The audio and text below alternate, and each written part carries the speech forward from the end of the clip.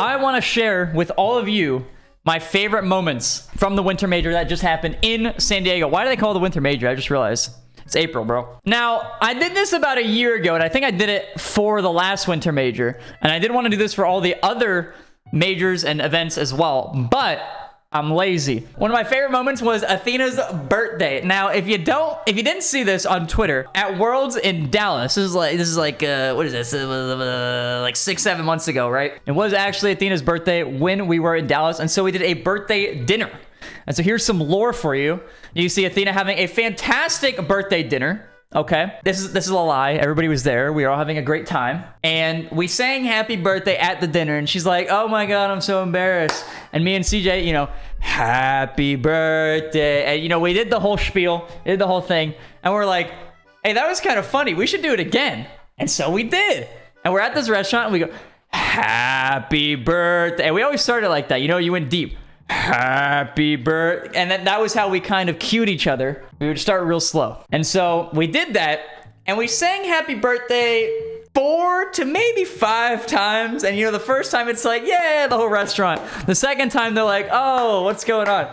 And by the time you're at 3 and 4, you're basically like, why the hell are these people even here? This is annoying. We basically annoyed the whole restaurant. Not our best move, but it was funny to us. And so this is a little indicator of how this actually works.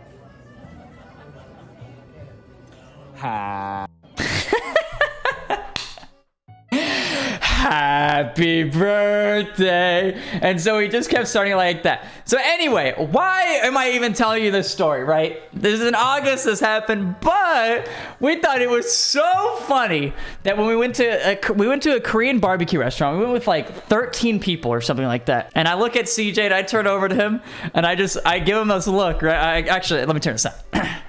I give him this look like, and I go really slow so he knows, and then immediately he's just like, oh yeah, and so we go, happy birthday, and we just start it, right? And so our whole table chimes in. You think that's funny? You think that's funny, Don? I do think it's pretty funny. You think my trauma is hilarious? And then she's she's literally sitting there going, it's not my birthday. Look, chat's saying happy birthday. It's the birthday. Oh, surprise. Chat, everybody with me. Happy birthday to you. Happy birthday.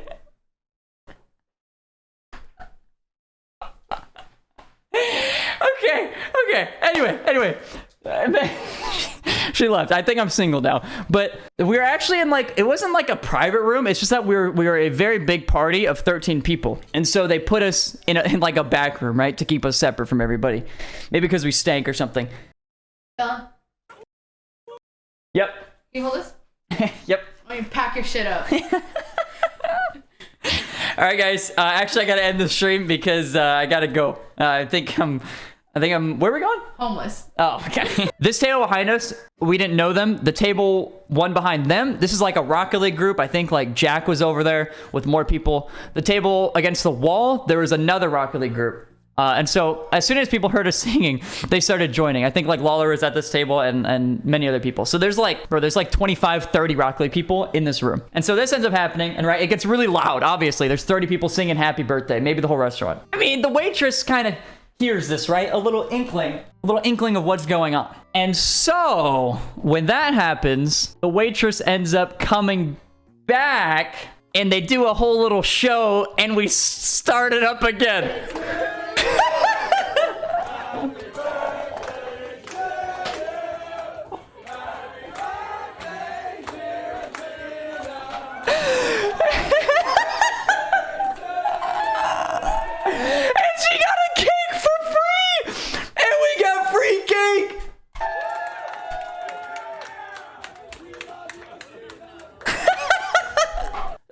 Decent. Not bad. Not bad. Free cake. You know, who's complaining? Look at CJ's face.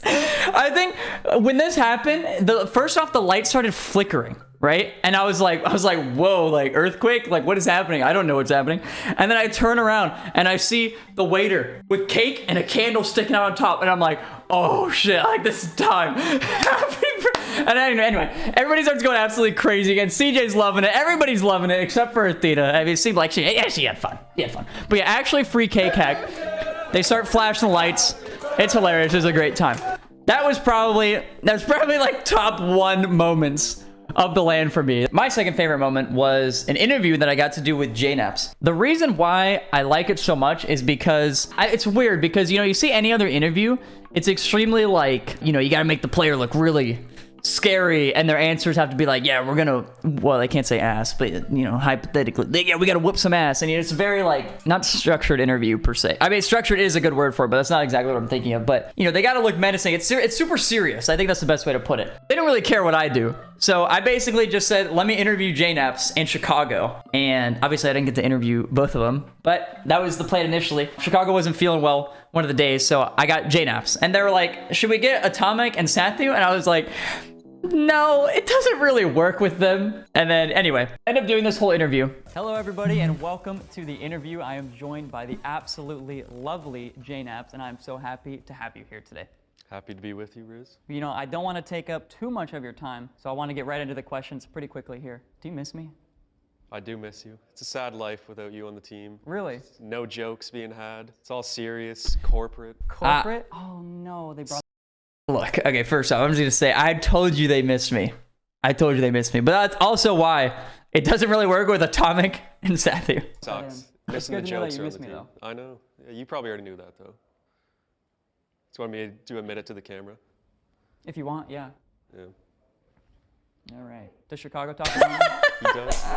Okay, also, I just want to say, the way they edited it, this was not like... They edited it out of order. They just put like awkward clips from the very end and from the very beginning, and they just put it into the middle to make me seem even more awkward. He does? Mm-hmm. I feel like that one's a lie. Yeah. Yeah. I was just making me feel better, but... We actually spent 1,588 days together. Mm-hmm. Who's counting? I don't know. Nobody. What was your favorite memory of us teaming together? Favorite memory? Probably an event somewhere. I think Spain. You remember the pizza? You remember the pizza moment? The pizza moment. I do remember that. I don't think... It's hard to admit on camera, but it was a good moment. Yeah, we can't really talk about the pizza moment. Yeah. Last time you guys were out... Okay, I'll tell you guys the pizza moment. I know there was actually quite a few replies I got. Tell pizza story. It wasn't that crazy. It's just that it's psionics, so you can't say it. Okay, but the pizza moment was when we went to DreamHack Valencia in Spain. The event itself, who cares, right? After the event, we took a train with like 10 people and we went to Barcelona. And Barcelona was absolutely litty McSkitty, right? So one night we ended up going clubbing and there was a casino right next door. We ended up showing up to the casino and getting some grub. Wasn't too crazy. The next night, also, we had pizza at that casino. Just that pizza incident, right? The next night, we actually ended up going clubbing for real. And so once we went clubbing for real, it was a great night. I mean, I'll just say that. It was an absolutely great night. And I got a little twisted. We ended up just going to the casino and I was like, dude, I want pizza. I want pizza really bad. I want that casino pizza. And it was just a moment of where I was sitting with JKnaps and Athena, and I was sitting there eating guarding my pizza essentially, right? And just eating. It was kind of sweet, you know. I was just like, man, like I love teaming with you, and I don't know how to say. Like I was also like completely slurring my words too, like I couldn't speak. And eventually I got to the point where I was like, I'm just gonna stop talking because I can't even understand myself. That's why he says it's probably like his favorite moment, because it was a very nice moment. But also at the same time, like I said, it's not that crazy of a story. It's just that you can't say that on a Psionics thing. Last time you guys were at the Winter Major, you guys ended up getting a win by picking up Atomic. What was it about Atomic that made you guys want to play better to get a win with him instead of me? Honestly, I think like picking up Atomic just like brought a little fire to me. After fall, I was kind of like, oh, I don't know if I want to do this anymore. I was like, oh, really? You probably know that feeling. Okay. Yeah. That's, wow. And then when Atomic joined, I was just like, had a little new motivation to do anything. It had nothing to do with you though. Oh, that's really sweet. Yeah. I appreciate that. Yeah, I got owned. The craziest part about this is I was expecting like him to take jabs at me, but he's literally just, he's too nice. He's too nice that he couldn't. After you guys won the Winter Major, you saw me come up to you on stage, ready to hand you guys your medals. Were you hoping that it was actually Atomic handing us our medals? Wow, that's the mind bender right there. Yeah. Like he won. He was the one playing, but he's like, nah, it's your time, Rizzo. He actually said, no, I don't want this. Yeah. You should have it. Yeah, and then he was like, I'm retiring. I'm gonna be the guy who hands the medals out now. And Now I come back. You come back just. I'm just saying, I might have had a dream or two about that. Did you guys see our viewing party setup? The viewing party setup was insane. I would have never expected it in a million years, and they actually gave us 2 ferns. Well, I don't know if that's a fern. I don't think that is. But they gave us foliage at least. We had plants on the table, plants on the side. We had 2 seats, a little 3-peat couch. Dude, when we walked into here, our minds were blown. 2 cameras, like 3 studio lights. You can't even see them all. 3 studio lights, the PC here, 1 big monitor for the game, which it looks like it has, what is that, like an Amazon thing? Netflix maybe? Is that The Rock? So much stuff here. And then also they gave us a monitor down here and we ended up putting chat there. They gave us so much stuff and all we asked for was a handheld mic. One of my favorite moments from the viewing party itself, when we got people on, one of my favorite people that we got on was Boston Scott. And if you guys missed that, I would 100% recommend going back in the VOD and just listening to the entire time where he was on the broadcast. He was probably there for like an hour. And this hands down was my favorite moment where he talks about how he just kind of catches strays a bunch. Hey man, look, bro. Hey, the thing is, I get him. I understand catching strays. I caught a hell of a stray. I gotta. This is like, I can't make this up. Okay, so this is before the Super Bowl, right? Yeah. And all the team captains and the leaders like got up front, and they were like all kind of giving their spiel before we played the Super Bowl, right? Mm-hmm. Right. And so everybody's talking about different things. Like some guys are like, "I love y'all, man.